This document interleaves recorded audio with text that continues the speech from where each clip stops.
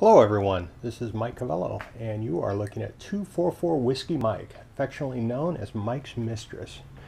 As we do a walk around, this is the airplane I've been working on for the past 18 months, almost 18 months, 17 and a half. I'm pretty much finished with everything from the tail to right about here. I have got, I guess we'll just look at it from front to back.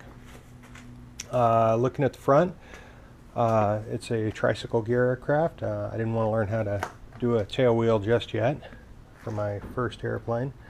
The point of building this airplane largely, well, other than having an airplane to fly, would have been a lot easier and about the same price to buy a little Cessna, but I wanted something with a little better performance, and I wanted the experience of building it, really.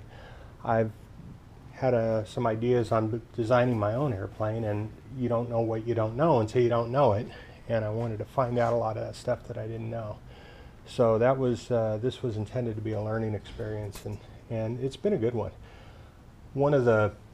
I've got a lot of things, a lot of peeves about the Vans design, and I very much understand why they just dropped the RV6 line for the most part and went to the RV7.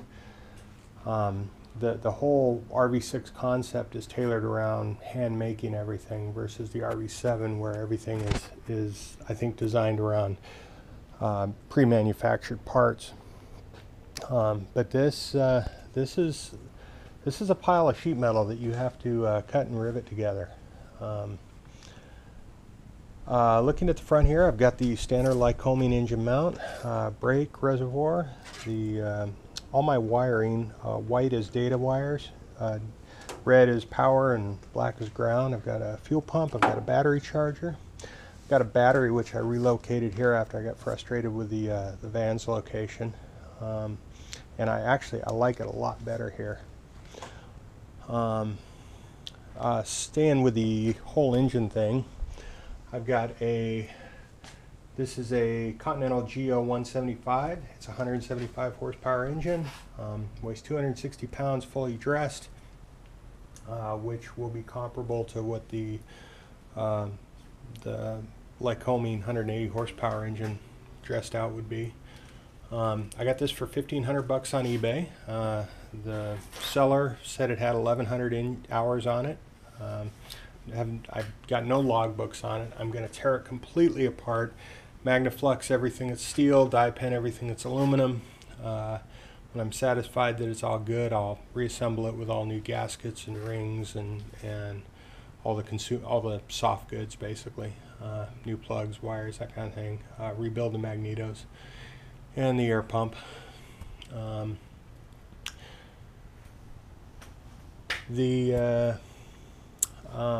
going to have to obviously, Continentals use a different engine mount scheme than Lycoming, so I'll have to weld up a bracket that mates the two. I've already designed it and I've done some FEA on it, and it looks pretty stout.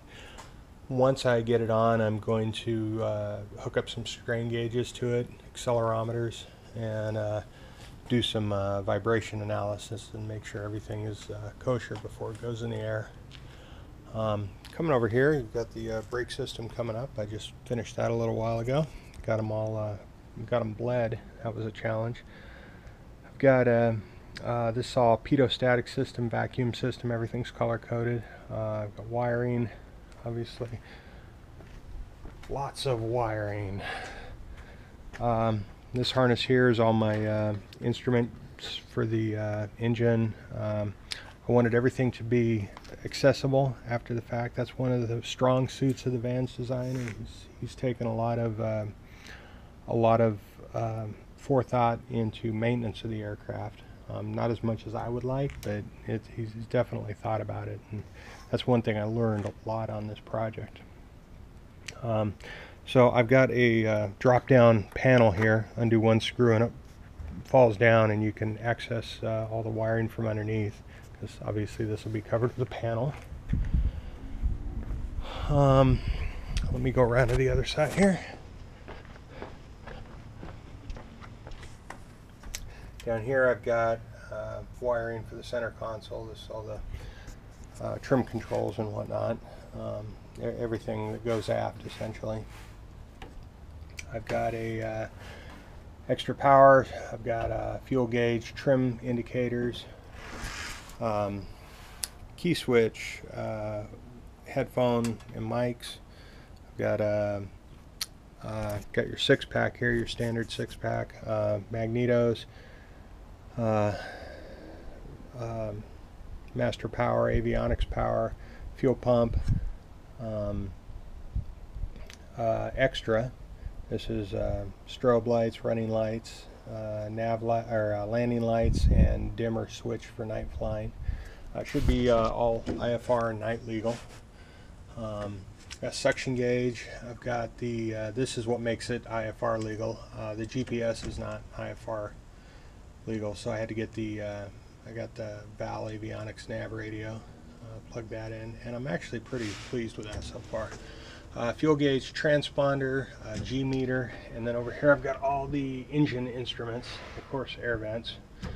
GPS here, got the Bendix King, the Aviator Ace. Got that for a song, got it for 200 bucks, brand new.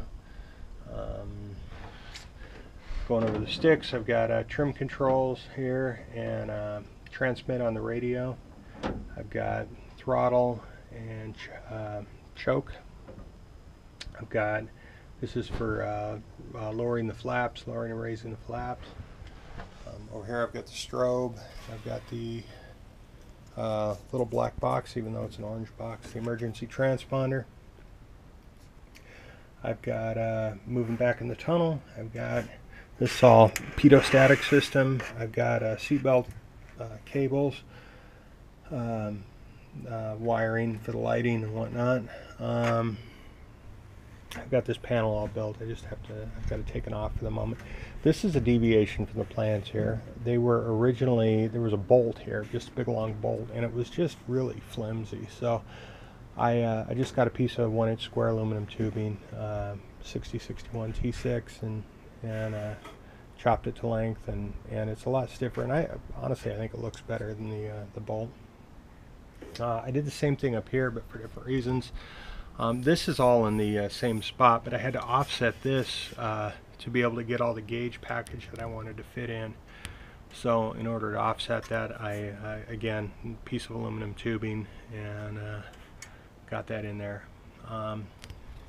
See, other deviations, by and large I stuck to the plans.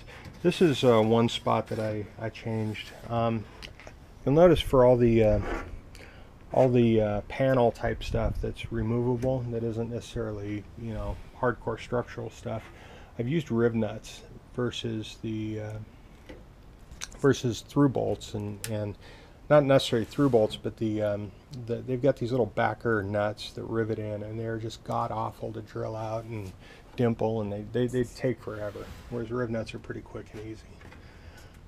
And for the applications I'm using them in, they're plenty strong. This is the only thing that might even be considered structural, and this is like 3 times as strong as the through bolts that he had called out. But it's not even really structural, because the wind force actually pushes the canopy down rather than lifting it up, so it's not seeing any load. Battery box originally was in that center console there. I've got a kick plate that goes over the top of that, and I had plans to make a little turret housing for a GoPro and put it in there, just RC operable, in the co-pilot seat there. So we'll see how that turns out. Oh, what else? I think that's about it. You can kind of get an idea. I figure about another 6 months on it, and I should be about ready to take it up and fly it. The wood interior here, this is kind of slick actually. I'd like to claim that I thought of it, but Matt Morey's the one who gave me the idea. This is all the aluminum panels and whatnot, and made this aluminum panel on the press brake, and then I got some real wood veneer, and glued it on, and then got a flame resistant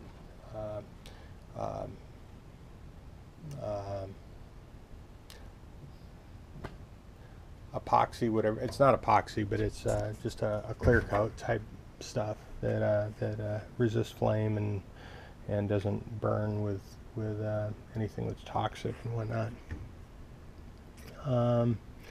What I'll do tonight is I'm going for the kind of retro 30s look, so that's why everything's wood and the colors that I picked. This color, Dijon mustard as I refer to it, is going to be the top color, coming out to about here, and that will that's actually the color the Germans used in the African campaign in World War II. This orange is Inferno orange. It's the new Chevy Camaros. That's their orange they use, and I liked it. I thought both of them were kind of retro looking colors when they were mated together. I've actually got this all painted here mainly because I wanted to have all the insides painted, and I didn't want to have to take all these control surfaces back off, so that's why everything's painted. This I'll get clean and get another coat of paint, and then I'll button it up and put the canopy on. But after I get this panel on, which may or may not be later today.